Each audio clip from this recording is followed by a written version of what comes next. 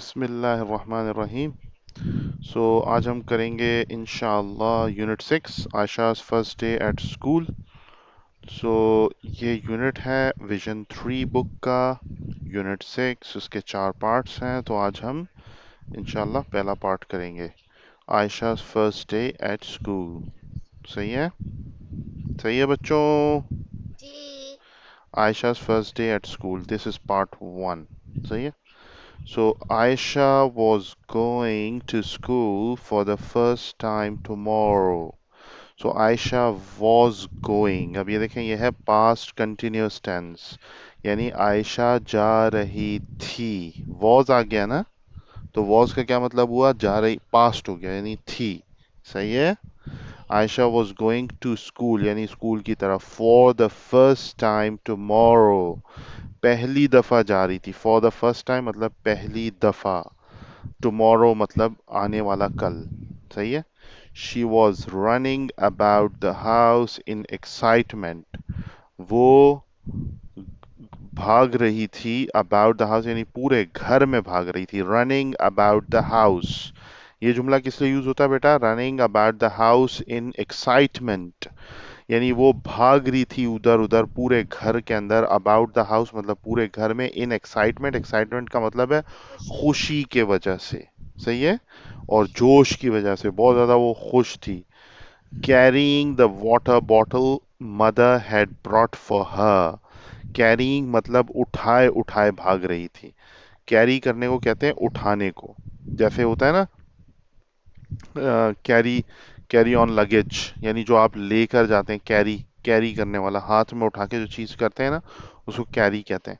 So carrying the water bottle, वो water bottle उठाए उठाए भाग रही थी। यानी ये पूरा जो लिखा है ना, she was running about the house in excitement, कि वो भाग रही थी घर के अंदर, जोश के अंदर, खुशी के अंदर। In excitement, carrying the water bottle, उठाए उठाए घूम रही थी वाटर बॉटल। वाटर बॉटल की आगे तफसील बताई हुई है। Mother had brought for her, तो मदर अम्मा है लेकर आई ब्रॉट थी उसके उसके लिए। लिए। सही है? ब्रॉट, ब्रॉट का मतलब लाना। सही है? ब्रॉट फॉर हर, उसके लिए लाई थी। Mother had also brought a new uniform. So mother, also का मतलब होता है मदर भी, उसके लिए भी। भी। सही है? तो उसके लिए और भी लाई थी नया यूनिफॉर्म, यानी नया उसका लिबास भी लेकर आई थी। And a school bag for her, और एक एक स्कूल का बस्ता। एंड अ स्कूल बैग, बेटा देखें, the school bag for her, उसके लिए स्कूल का बैग भी लाई थी। अब आगे क्या लिखा है? इन्वर्टेड कॉमा लिखा है, व्हेन विल टुमारो कम, आगे क्वेश्चन मार्क लिखा है। तो ये सवाल पूछ रही है कि कल कब आएगा, कल कब आएगा। व्हेन विल टुमारो कम, आगे क्वेश्चन मार्क लिखा हुआ है और ये इन्वर्टेड कॉमा में, इसलिए इसका मतलब ये कोई कह रहा है। आयशा आस्क्ड हरसेल्फ, आयशा ने अपने अपने आप से आप से पूछा, पूछा। अपने आप से पूछा। सही है? तो ये क्वेश्चन उसने अपने, कभी कभी होता है ना, हम बोलते हैं यार कब होगा वो, कब कल आएगा, तो इस तरह का सवाल है। व्हेन विल टुमारो कम, तो आयशा ने अपने आप से पूछा। समझ आ गई बात? फाइनली, यानी फाइनली कहते हैं बिल आखिर या आखिरकार, it was time to go to bed, वक्त हो गया था। इट वॉज टाइम मतलब ये वक्त हो गया था, टू गो टू बेड यानी बिस्तर में जाने का, यानी सोने का। टू गो टू बेड का मतलब क्या है? सोने का वक्त सोने। हो गया था। Ayesha couldn't go to sleep, Ayesha सो न सकी। couldn't go to sleep मतलब sleep कहते हैं सोने को, तो वो नींद में नहीं जा सकी। couldn't go to sleep मतलब वो नींद में ना जा सकी या नींद नहीं कर सकी। सही है? अब आगे देखें, एक खास जुमला लिखा है, इसको याद करना है आपने। She tossed and turned in bed, tossed and turned, ये जो जुमला है ना, यूज होता है करवटें बदलने के लिए। तो वो बिस्तर में करवटें बदल रही थी। हम बोलते हैं ना कि नींद नहीं आ रही थी, बस यार करवटें हम बदल रहे थे, या मैं करवटें बदल रहा था, मुझे नींद नहीं आ रही थी। तो उसके लिए लिखा है she tossed and turned in bed. बोले, she tossed and turned in bed. यानी वो बिस्तर में करवटें बदल रही थी। She recited the kalima again and again, again and again होता है बार बार, हम बोलते हैं ना। शी रिसाइटेड, रिसाइटेड जब भी कोई चीज पढ़ी जाती है, कुरान या मतलब कोई कलमा या इस तरह, तो रिसाइटेड का वर्ड यूज है, शी रिसाइटेड द कलिमा। तो वो कलिमा पढ़ रही थी, ला इलाहा इल्लल्लाह ला इलाहा इल्लल्लाह ला इलाहा इल्लल्लाह, बार अगेन एंड अगेन का मतलब बार बार पढ़ी जा रही थी, सही है। How she long to go to school, किस तरह वो बेकरार थी स्कूल जाने के लिए, या किस तरह वो इंतजार में थी, she long to go to school, सही है। किस तरह वो इंतजार में थी स्कूल में जाने के, किसी भी तरह बस वो जाने के लिए कोशिश में थी। Ayesha had seen her brother Ali going to school every day. Ayesha हमेशा देखती थी, हैड सीन हर ब्रदर मतलब हर दिन देखती थी, हैड सीन हर ब्रदर अपने भाई को, अली उसका नाम था, देखें आगे ब्रदर के आगे लिखा अली, उसका भाई अली, उसको देखती थी going to school every day, वो जा रहा होता था स्कूल हर दिन। अब देखें यहाँ पे नजर आ रहा है ये अली जा रहा है स्कूल, और ये बेताब होके है ना परेशानी से उसको देख रही है, मतलब आस में उसको देख रही है, सही है। ये घर के अंदर बैठी हुई है तो इसको देख रही है स्कूल जाते हुए। Please take me along too, अब ये देखें ये जो टू है ना ये ऑल्सो की तरह ही है, कि वो कह रही है please take me along, along कहते हैं साथ, बोल रही है मुझे भी ले चलो साथ अपने, भी देखो ये टू आया भी के लिए, सही है, मुझे भी ले चलो, टेक मी अलोंग टू, मुझे भी अपने साथ ले चलो स्कूल, सही है। She had begged Ali many times, she had begged, अब begged होता है BEG, बैग होता है मांगना को बोलते हैं, बहुत ही रिक्वेस्टिंग अंदाज में किसी से कुछ मांग रहे हो ना तो उसको बोलेंगे आई बेग यू, सही है। मांगनी अच्छी बात। हाँ मांगना अच्छी बात नहीं होती, इसलिए बस यहाँ पे शी हैड begged, वो मांग रही है अपने भाई से, यानी बहुत ज्यादा रिक्वेस्ट कर रही थी, सही है। भीख मांगने को भी बैग बोलते हैं, और वैसे भी कुछ मांगने को भी बैग बोलते हैं, सही है। So she had bagged Ali many times, उसने अली से मांगा या वो रिक्वेस्ट की बहुत दफा, मैनी टाइम्स का मतलब, बहुत दफा। सही है।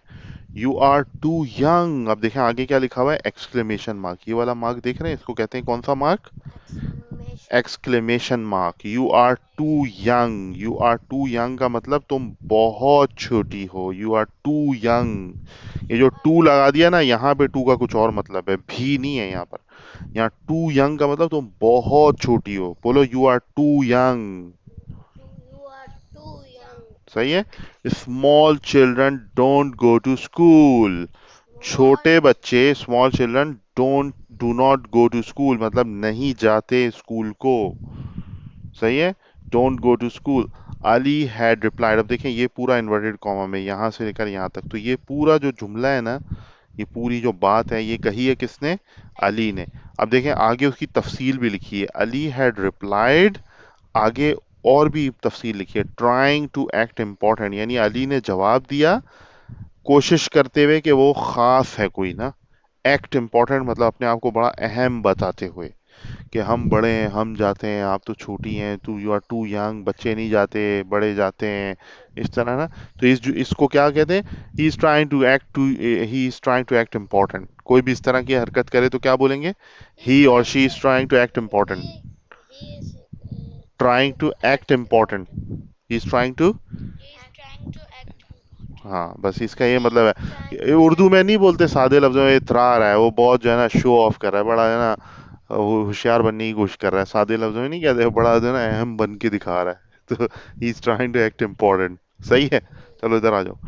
आयशा, आयशा आगे क्या लिखा है देखो, Ayesha watched Ali going to school with tears in her eyes, ये तो सीन बड़ा जज्बाती हो गया भाई, यहाँ पे क्या हो गया कि आयशा जो है watched Ali going to school, यानी आयशा जो है वो अली को देख रही थी गोइंग टू स्कूल, के स्कूल जा रहा है, विद टेयर्स, यार आंसू आ गए उसके, इन हर आइज, उसकी आंखों में आंसू आ गए, बहुत ज्यादा जज्बाती हो गई बेचारी, with tears in her eyes, उसकी आंखों में आंसू आ गए उन, सही है। इन्वर्टेड में क्या लिखा है, one day I will be old enough to go to school, अब ये क्या कह रही है, एक दिन I will be old enough मतलब मैं इतनी बड़ी हो जाऊंगी, इतनी बड़ी हो जाऊंगी, टू गो टू स्कूल, कि स्कूल जाने के काबिल हो जाऊंगी, मतलब इतनी बड़ी हो जाऊंगी कि स्कूल जा सकूं, तो ये जुमला कितने ऐसे, साल?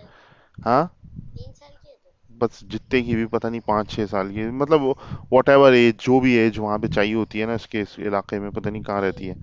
सो one day I will be old enough to go to school. बोले. One day I will be old enough to go to school. She would say to herself, वो कहती जाती अपने आप को, herself. Tucking her bag closer to her heart, मतलब वो कभी ऐसा होता है ना, बच्चे यूं करके दोनों हाथों के अंदर अपना बैग पकड़ के दिल से लगा लेते हैं ना, दिल से लगा जैसे लेते कुरान हैं, ऐसे जैसे कुरान को यूं पकड़ लेते हैं. टकिंग हर बैग, टक करना, उसको उसने चिपका लिया अपने साथ.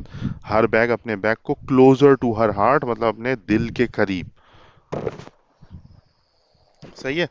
Mother had given her mother had given her an old bag of Ali. So अम्मी ने दिया था एक पुराना बैग अली का, ओल्ड बैग ऑफ अली. सही है. She put allies use notebooks in it. तो शी पुट, वो डालती थी अली की जो अलीज यूज, देखा अली के आगे क्या लिखा हुआ है, apostrophe S.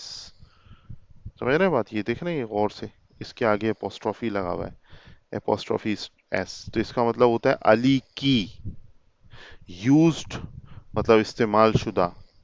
She put allies use notebooks, यानी अली की जो इस्तेमाल हुई हुई नोटबुक्स हैं उसके अंदर डालती थी. When Ali did his homework she opened those notebooks and drew lines trying to act very busy. अब एक और जुमला खास आ गया यहाँ पे. When Ali did his homework, जब अली जो है ना वो होमवर्क कर रहा होता था, शी ओपनड दोज नोटबुक्स, तो वो अपनी नोट, वही वाली नोटबुक्स खोल लेती. And drew lines trying to act very busy, और वो उसके ऊपर सिर्फ लाइनें खींच के, trying to act, trying to act का मतलब कोशिश करना, शो करना. वेरी बिजी, वो बड़ी मसरूफ है ना. समझ में आई. The books were worn out, जो किताबें थी वो, worn, ये जो लफ्ज है ना बेटा, worn आउट, ये बहुत काम का लफ्ज है. इसका मतलब होता है घिस चुकी थी. कोई भी चीज घिस जाए ना, जैसे this part is worn out, मतलब कोई पार्ट है गाड़ी का, worn आउट. worn आउट, ये गौर से देख लो, WORN, worn. उसको स्क्रैच इस पेन से worn आउट मतलब घिस गया है. किताबें घिस जाती है ना अक्सर, उनके पेज खराब हो जाते हैं, साइडों से खराब होते हैं, तो ये worn आउट का लफ्ज का मतलब क्या है, घिस जाना. सही है. The tyres are worn out. बोलो. The tyres are are worn out मतलब टायर्स जो है वो, घिस गए. सही है, घिस चुके हैं. टायर्स वर worn आउट, टायर घिस गए. अब यहाँ पे क्या है, the books were worn out. सही है. द कॉर्नर्स वर टर्न्ड इन, जो उसके कोने थे वो अंदर की तरफ मुड़ गए थे. अक्सर किताबें होती है ना, उनके कोने यूं मुड़े हुए होते हैं, तो उसको लिखा है corners were turned in. But Ayesha refuse to throw them away. सही है. रिफ्यूज बेटा, ये रिफ्यूज टू, ये जो लफ्ज है ये किससे यूज होता है, रिफ्यूज मतलब रिफ्यूज इनकार का करने मतलब का. इनकार नहीं. इनकार करने को बोलते हैं रिफ्यूज, मतलब उसने मना कर दिया, इनकार कर दिया, उसने नहीं करने दिया, उसने माना नहीं, इसको कहते हैं रिफ्यूज कर दिया. सही है. रिफ्यूज यानी माना नहीं, कुछ नहीं हाँ, करा. इनकार करने को रिफ्यूज कहते हैं.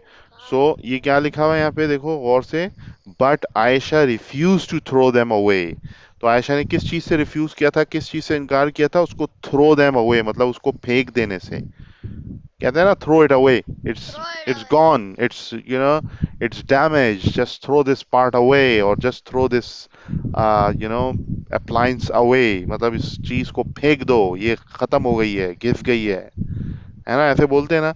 लेकिन यहाँ क्या लिखा है, but Ayesha refuse to throw them away, उसने इनकार कर दिया, उसने फेंकने नहीं दिया किताबों को. सही है. थ्रो देम अवे, बोलो throw them away. Throw them away. अगर आप किसी को ऑर्डर दें थ्रो देम अवे, या उसको रिक्वेस्ट करें कि प्लीज थ्रो देम अवे, इसका मतलब आप कह रहे हैं कि उसको फेंक दो. थ्रो देम अवे का मतलब क्या है, फेंक दो. फेंक दो. सही है. एट लास्ट, अब देखो अगेन यहाँ पे एक्सक्लेमेशन मार्क लगा हुआ है, दिख रहा है ना एक्सक्लेमेशन मार्क. इसका मतलब आखिरकार, she was going to school next morning. अब वो रात को कलमा पढ़ रही थी, नींद नहीं आ रही थी, तो क्या लिखा है आखिरकार, she was going to school मतलब वो अब स्कूल जा रही थी अगले दिन, अगली सुबह. सही है. समझ में आया यहाँ तक. अब वो अगले दिन जा रही थी स्कूल।